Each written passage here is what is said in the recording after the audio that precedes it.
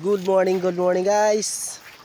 Andito tayo sa pantalan ng Sablayan sa Talisay.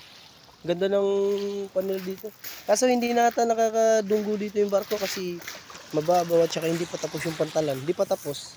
At saka nasira na rin. Pero ang ganda, promise. Andito yung mga marbles. Yung marbles ng Romblon. Ganda. Ang ganda. Yan guys, oh. Tingnan nyo. Ang ganda.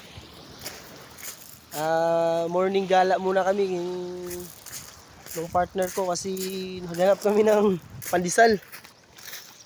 Buti may umiikot ng pandesal dito. Yan sila sa taas. Mag-hi muna kayo dyan. Hi. Akit na kami kasi mamimili muna kami ng pandesal. Tinor ko lang kayo dito sa kanila, pantalan ng Sablayan. Maganda. Babush.